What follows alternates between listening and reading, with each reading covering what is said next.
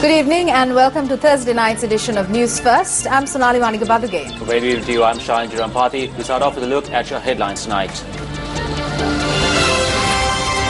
Next election under a new electoral system.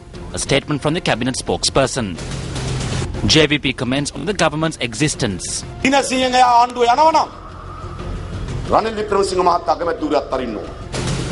Construction of Port City project suspended temporarily. Will investigations on corruption be swept under the carpet?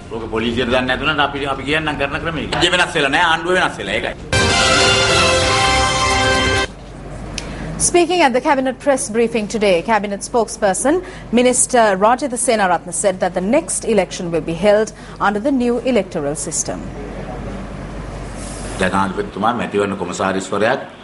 A decision was arrived at following discussions between the President, Attorney General, Elections Commission and relevant factions to introduce a new electoral system which would be a mix of the first past, the post system and the proportional representation. The Elections Commission has promised to expedite the process in this regard. There were heated arguments during the discussions. Minister Champika Ranawaka spoke on an aerial survey that can be done in a number of days. There is an aerial map in the mobile phone. Thereby the mass ratio and an area can be determined in a proportional manner and the formula can be included into the computer system. The Prime Minister said that an election will be held under the current system. However, the Sri Lanka Freedom Party does not agree to it. Then it will not be passed. We will conduct the election after fulfilling all the election promises.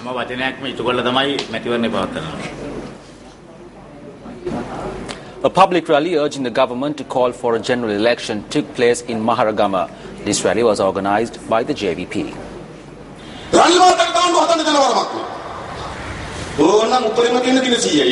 Ranil cannot create a government. He has no public mandate to do so. There are only 100 days. If a government exceeds the 100-day time frame, Ranil Wickremesinghe must step down from the post of Prime Minister.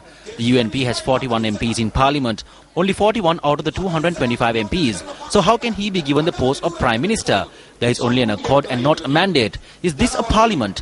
They tell us that Parliament is the most supreme place and that is the place where the nation is built. However, there are drug dealers, ethanol traders, marijuana dealers, rogues and thieves who stole the fertilizer from the farmers in the place where the nation is built.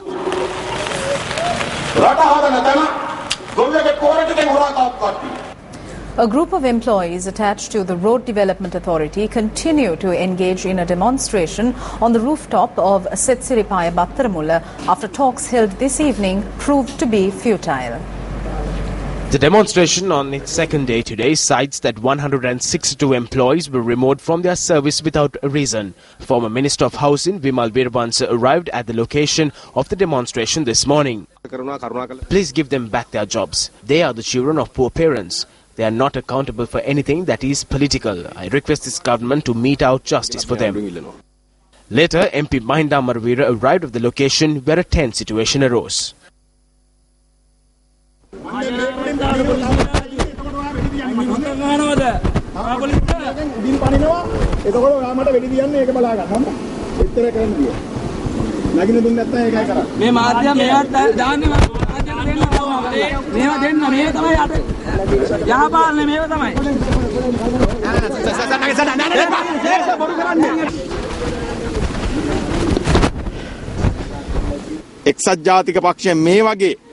If the United National Party continues to take revenge from the youth, we will be compelled to stop supporting the government.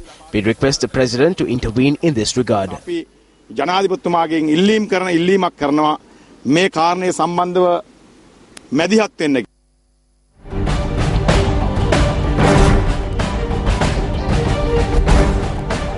President Maithripala Sirisena says that he would take all required steps to protect the Mahasangha for the betterment of the Sambuddha Sasana. The President made this statement at the Punchi Damadiva Asu Mahashravaka Buduraja Mahavihara in Ratnapura today.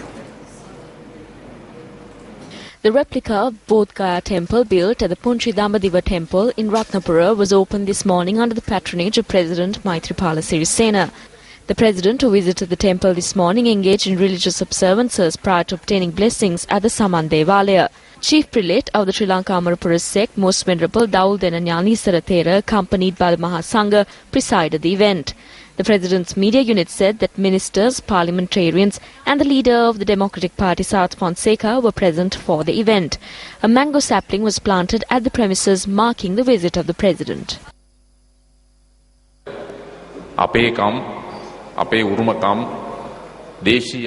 All things that define our identity are protected because the Sri Sambuddha Sasana is protected and because the service to the Sasana is considered as a great deed. This is all done by the Mahasangha. The monk at the village temple is the caretaker of the country. We must always protect the Mahasangha and nurture the Mahasangha.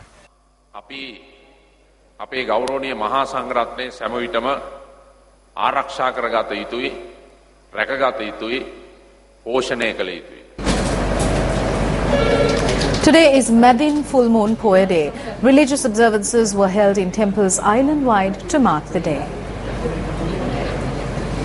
This Poya Day is important in the Buddhist calendar as it is on a Madin Full Poya Day that Prince Siddhartha Gautama, after leaving the royal palace, visited the city of Kumbulvatpura for the first time as a Samma Sambuddha. Princess Yashodhara taking refuge in the Buddha, Dhamma and Sangha, and the ordination of her son Rahula and Prince Nanda were some of the important events that took place on this day. The religious event to unveil the Maitri Bodhisattva statue at the historical Somavati Rajamahaviharaya took place today. Newsfirst was the media sponsor for this meritorious task. Religious observances at the Somavati religious grounds commenced this morning with a puja for the Sri Dakshina Dalada.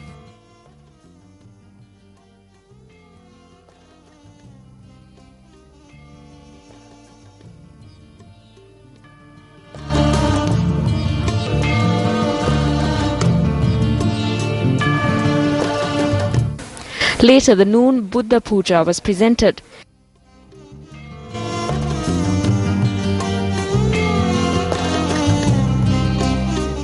The Maitri Bodhisattva statue at the historical Somavati Rajamahaviharaya was unveiled by the chief incumbent of the Viharaya Venerable Pahamune Sri Sumangala Thera. The statue has been constructed with the Dhatu Mandiraya and the Somavati religious grounds. Incidentally, the eyes of the statue include gems and also comprises of gold.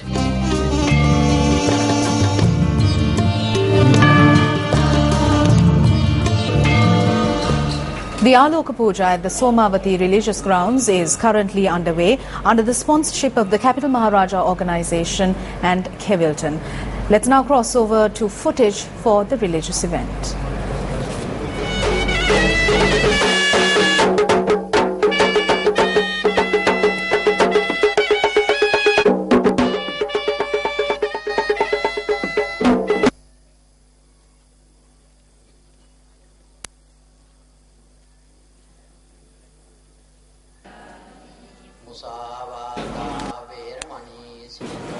It has been mixed down. On to other local news, former President Mahinda Rajapaksa has issued a communique of the under-construction presidential palace in the north that came to the limelight when President Maithripala Sirisena inspected it during his trip to Jaffna recently. It is reported that this half-built presidential palace in Kankasanthura, Jaffna, is located on a 100-acre land comprising of 20 rooms, 2 swimming pools, restrooms and auditoriums. The Sri Lanka Navy commenced construction in 2012. It has been estimated that the construction would cost a sum of 2,500 million rupees.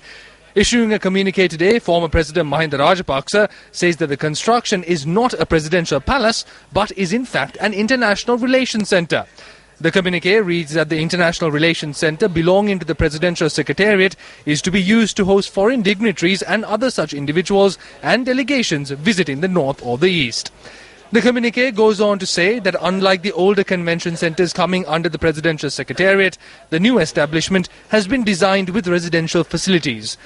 Former President Mahinda Rajapaksa adds that cabinet approval was granted for the construction of these international relations centres. In tonight's developing story, Cabinet has decided to temporarily suspend the construction of the Colombo Port City project until further notice. This decision has been taken citing a Cabinet bill produced by the Prime Minister at the Cabinet meeting yesterday.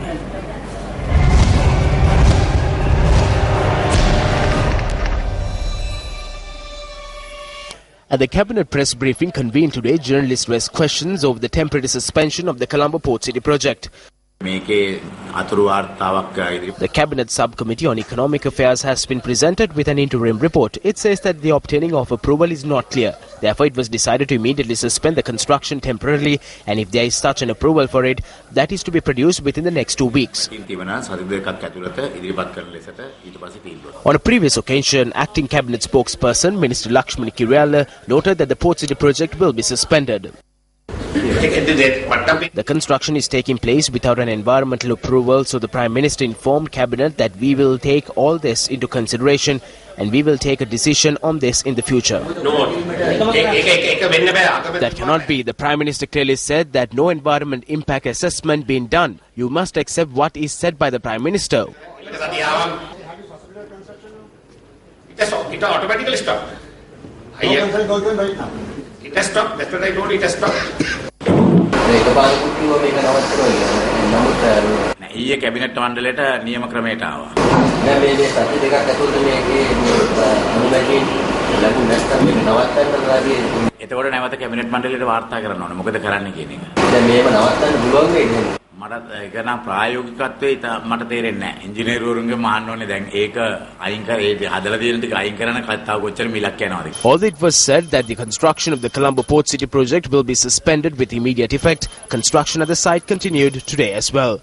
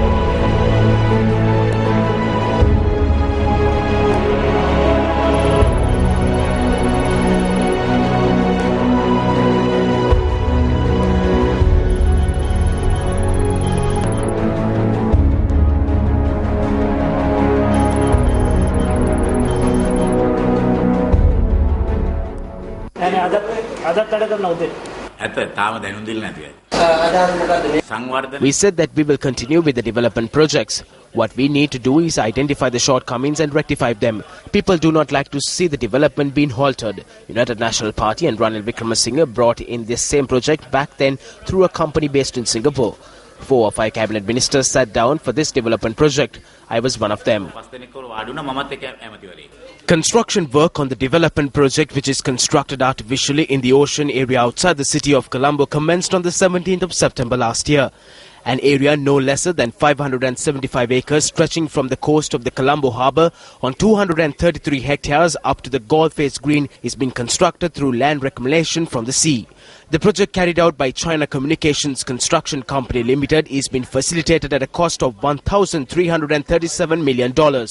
However, as the effects this project could pose came into the limelight, on the 21st of January, Prime Minister Ranil Wickremesinghe appointed a special cabinet subcommittee. In this backdrop, construction continued at the Colombo Port City project until it was announced today to temporarily suspend the construction.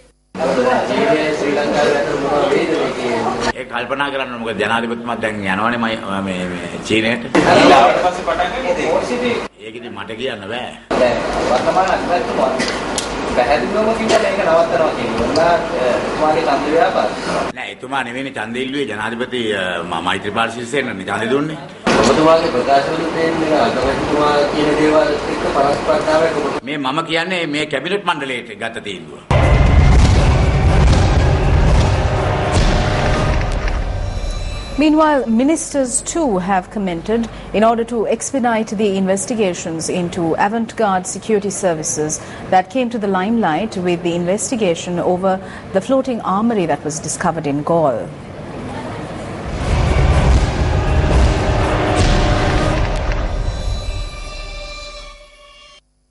On the 19th of January, a floating armoury was discovered off the coast of Gaul, and investigations revealed a weapons cache of 3,154 guns and 745,859 bullets in 6 cargo containers. After the matter was taken up in court, the passport of the chairman of Avant-Garde Security Services was impounded. However, after the passport was released, the JVP alleged that it was released under the influence of Minister of Justice Vijayadasa Rajapaksa. Avant-Garde සිද්ධිය පිළිබඳව කවුද බාධා කරේ කියලා මම කිව්වා. After I mentioned who was involved in the Avant-Garde incident, Avant-Garde was weeping. I recall Malik Pereira, who was selected from Sirius Superstar. He had a wonderful song. The song questions why Malik weeps when Chanchala is beaten. Similarly, Vijayadasa wept when Avant-Garde was mentioned. Avant-Garde ei enduwi. Attention of the politicians too has been focused on the speed of the investigations being made on the floating armoury of Avant-Garde. Minister Partli Champika Ranawaka commented on Avant-Garde in Parliament yesterday. Several factions are making allegations that some of the charges are being wiped under the rug under influence of corrupt persons and obtaining their money. The government too is investigating this. Allegations of such nature have been made over the Avant-Garde incident. We clearly state that if weapons were given in an illegal manner, if weapons were stored in an illegal manner, and if a revenue was earned in an illegal manner, we are prepared to impose punishment no matter who they are. We would not allow the Avant-Garde incident to be another Watergate incident. We will punish anyone no matter what their status is.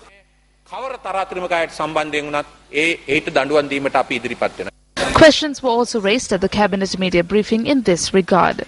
Investigations are continuing with regard to Avant-Garde. Avant-Garde is a massive corruption.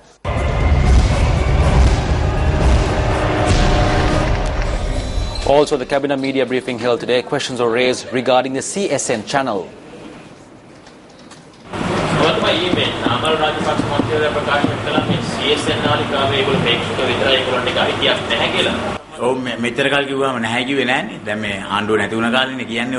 Questions were also raised over Yoshitha Rajapaksa being summoned to the CID to record a statement over the possession of a light aircraft. There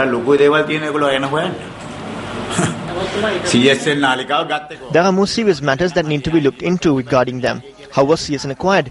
If it's not them, they need to produce the real ownership. He must be questioned as to how he acquired the money, how he had paid the income tax. That is where we need to look into. We told that if the police does not know how to do it, we will show the way. From where did Namal Rajapaksa get the money to start a law firm? Where is the income of it? There is nothing. They produced someone and covered it up.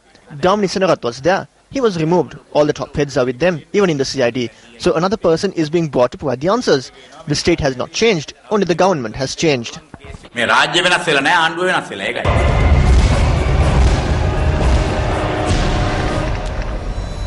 Speaking at a meeting in Pahakkama Hangwella, Deputy Minister Harsha De Silva commented on the issues being faced in investigating allegations. අපිට වෙලා තියෙන ප්‍රශ්නේ තමයි දැන් බැසිල් රාජපක්ෂ කියලා හිටියා ඇමති කෙනෙක්. We are faced with an issue. There was a minister called Basil Rajapaksa. Then there was an MP called Sarath. There was another deputy minister too. He had said that Basil Rajapaksa will not enter politics again and that he bid farewell to politics. How can he bid farewell? He needs to come before the courts before bidding farewell. I have witnessed the fires that have reached our ministry. We have witnessed the corruption that had taken place. කොයි විදියටද දූෂණය වෙලා තියෙන්නේ කියලා මේ සාමාන්‍ය පොඩි ව්‍යාපාරවල පොඩි ව්‍යාපෘතිවල Deputy Minister of Highways, Higher Education and Investment, Eran Vikramaratan, says that the investment projects which were commissioned by the previous government will continue unless a valid reason is cited for its termination. He made this statement at a conference held in Colombo today. We have a long-standing relationship with China, and we want to continue to build on that relationship, notwithstanding problems that we are having on particular investments with Chinese companies. Notwithstanding that, we recognize that China is the emerging economic power in Asia and that our future is also tied with the Chinese economy. The policy on foreign ownership will remain unchanged because it was basically decided by consensus between the previous government and opposition. But clearly, I recognize that there are issues to do, particularly with the taxation on leasing, and that is something that we certainly will review. Some are wondering about what's actually happening on the existing investments and some of the projects in which Chinese companies have actually been involved.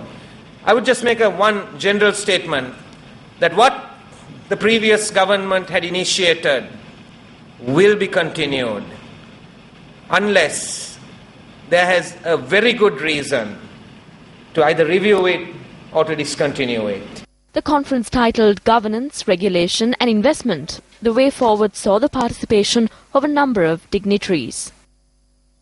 The 16th edition of the Newsfirst.lk, the program, which provides a platform for the public to take their issues directly to their public representatives and public officials, will be recorded live in Bandaravilla tomorrow. News First, Hizrina Hizbi now joins us from Bandaravilla with the latest. The team is now heading to the Makulagla Vidyalaya in Bandaravilla, where the Newsfirst.lk, the program aimed at highlighting the voice of the general public, mainly focusing on the Uma Oya project in the region, is to be held at 8:30 a.m. in the morning tomorrow. Now you can keep watching the primetime news bulletins and our early updates. We keep you up to date on the highlights of the program. So now I am Hizrina Hizbi reporting for the Newsfirst team. UNP Mathura District Parliamentarian Buddhika Patirana attended a meeting held in Akurasa today.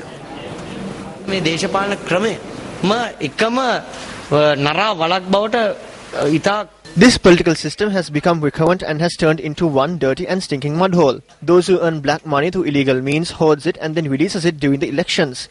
I do not have money to collect like that, nor do I have businesses to collect such money. I am a full-time politician. I kept aside my career in media and medicine and came into politics to be a full-time politician and not to do business. Therefore, it is the confidence placed in me by local and foreign donors that I have the ability to distribute goods. The parliamentarian made these comments speaking at a ceremony in the Akurasa town, which was held to award certificates to teachers who underwent preschool training. Western Provincial Councillor S.M. Marika addressed a public meeting in Kolonnawa today. Views were expressed on uplifting the confidence and lifestyles of the youth in the area.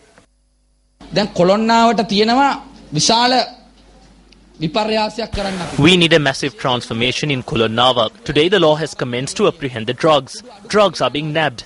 We will put a stop to this menace in the near future. Concurrent to that, we need to direct the youth clubs in the villages to sports and education. We also need a program to direct them to religion. When this garbage dump is removed, an area of 20 acres will be free. There we will build a new Kolonnawa town. It will also comprise a theatre.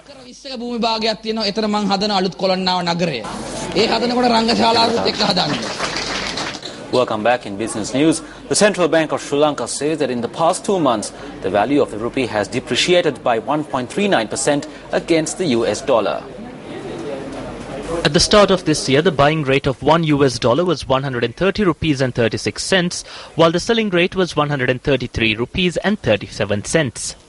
However, today the buying rate of $1 stands at 131 rupees and 85 cents, while the selling rate is 134 rupees and 63 cents.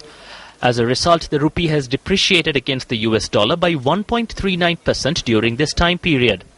Meanwhile, the central bank data shows that the rupee has also depreciated against the Indian rupee, the sterling pound as well as the Japanese yen. However, special note must be made that in the past 2 months, the rupee has appreciated against the euro by 7%.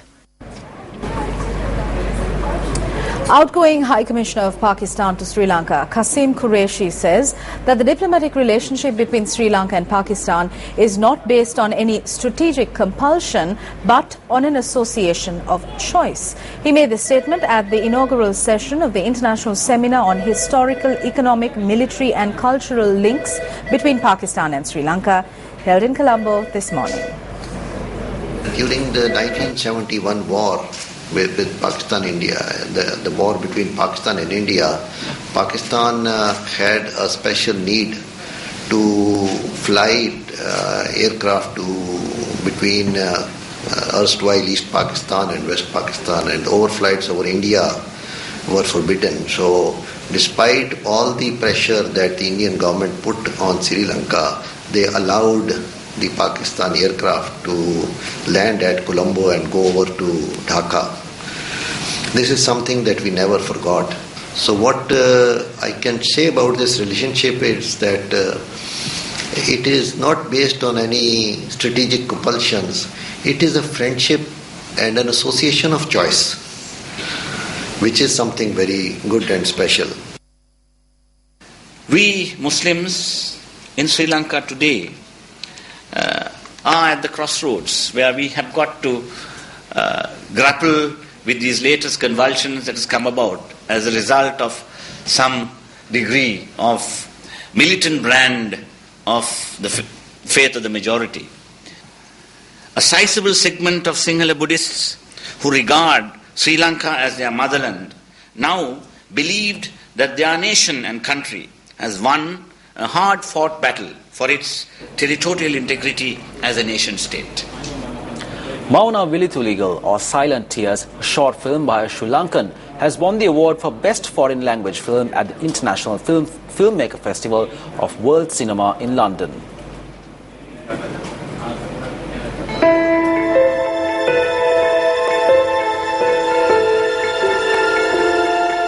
Silent Tears is a story of an innocent father and his blind daughter with adults spending their days within the walls of a bunker during the final stages of the civil war in Sri Lanka.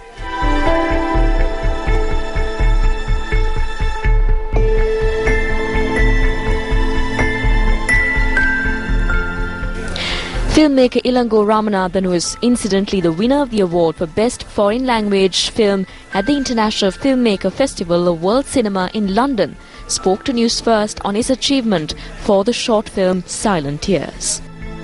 This is my 6th year, I think, and this is my first short film. A good feeling actually, and it gave me a lot of confidence to do more good films in future, and it's nice to see how people from different parts of other countries, they can recognize our film and they can relate to it.